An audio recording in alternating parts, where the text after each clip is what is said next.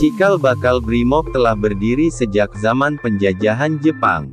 Brimob ikut andil dalam merebut kemerdekaan, bahkan punya peran besar dalam melawan pemberontakan pada masa awal berdirinya Republik Indonesia. Tanggal 14 November diperingati sebagai hari jadi Korps Brigade Mobil Brimob Polri. Berulang tahun yang ke-76 di tahun ini, Brimob memiliki sejarah panjang dalam pengabdiannya untuk menjaga keamanan Negara Kesatuan Republik Indonesia. Sejarah Brimob berawal saat Jepang melakukan invasi dan mulai menduduki Indonesia pada tahun 1942. Sekitar 2 bulan menjajah, Jepang mulai mengalami kekalahan dalam Perang Asia Timur Raya. Karena kondisi yang terus terdesak, pemerintah militer Jepang membutuhkan tenaga cadangan polisi yang dapat bergerak cepat atau memiliki mobilitas tinggi. Bahkan jika diperlukan, cadangan polisi ini diharapkan bisa menjadi tenaga tempur bagi Jepang. Hal ini lantas memaksa Jepang untuk mengubah strategi perangnya.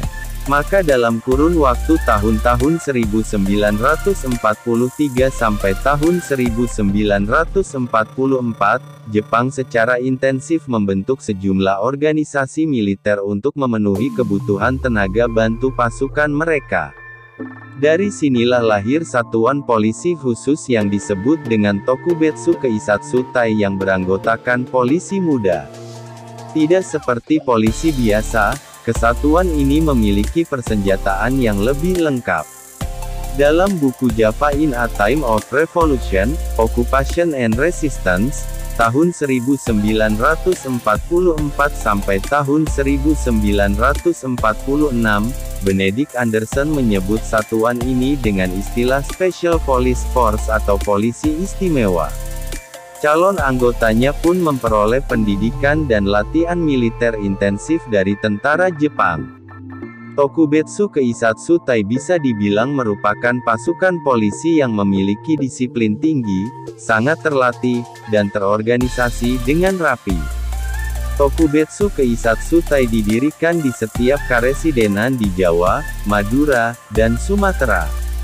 Pada akhir 1944, di setiap karesidenan dibentuk satuan Tokubetsu Keisatsutai dengan kekuatan satu kompi beranggotakan 60-200 orang, atau tergantung situasi wilayah saat itu. Kompi tersebut berada di bawah kekuasaan polisi karesidenan dan komandan kompi biasanya berpangkat Ito Keibu, Letnan 1. Para anggota Tokubetsu Keisatsutai kemudian bekerja sama dengan seluruh rakyat untuk mempertahankan kemerdekaan. Selepas Jepang menyerah kepada sekutu, semua satuan militer bentukan Jepang di Indonesia kemudian dibubarkan. Akan tetapi, Tokubetsu Keisatsutai tetap ada dan jadi satu-satunya kesatuan yang masih diperbolehkan memegang senjata. Pada tanggal 21 Agustus tahun 1945, Inspektur Polisi T.I. Muhammad Yasin membacakan teks proklamasi dari pasukan polisi istimewa. Proklamasi tersebut berisi pernyataan resmi bahwa Tokubetsu Keisatsutai telah menjadi polisi Republik Indonesia dan akan bersatu dengan rakyat untuk berjuang mempertahankan kemerdekaan. Satuan polisi ini juga berperan besar dalam perebutan senjata.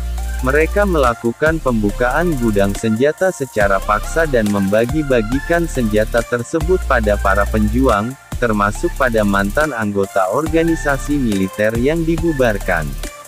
Polisi istimewa atau Tokubetsu Keisatsutai inilah yang menjadi cikal bakal kepolisian negara Republik Indonesia.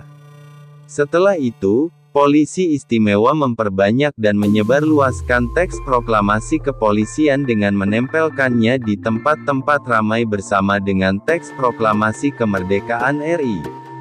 Polisi istimewa atau Tokubetsu Keisatsutai inilah yang menjadi cikal bakal kepolisian negara Republik Indonesia. Setelah itu, Polisi Istimewa memperbanyak dan menyebarluaskan teks proklamasi kepolisian dengan menempelkannya di tempat-tempat ramai bersama dengan teks proklamasi kemerdekaan RI.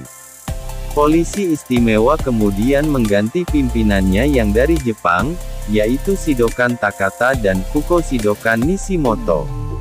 Kepemimpinan pun beralih ke tangan Inspektur Polisi Tak. I. Muhammad Yasin. Setahun lebih setelah proklamasi kepolisian, tepatnya pada tanggal 14 November tahun 1946, seluruh kesatuan polisi istimewa, barisan polisi istimewa, dan pasukan polisi istimewa dilebur menjadi satu dan berubah menjadi Mobile Brigade Mobrik atau yang sekarang dikenal dengan Brigade Mobile, Brimob. Sejak saat itulah tanggal 14 November selalu diperingati sebagai hari jadi Brimob. Fungsi dan peran Brigade Mobil, Brimob. Dikutip dari laman Korps Brimob Polri, fungsi Brimob adalah sebagai satuan pamungkas Polri, striking force, yang memiliki kemampuan spesifik penanggulangan keamanan dalam negeri berkadar tinggi dan penyelamatan masyarakat. Untuk menjalankan fungsinya, satuan ini didukung anggota yang terlatih, punya kepemimpinan yang solid, serta memiliki peralatan dan perlengkapan dengan teknologi modern.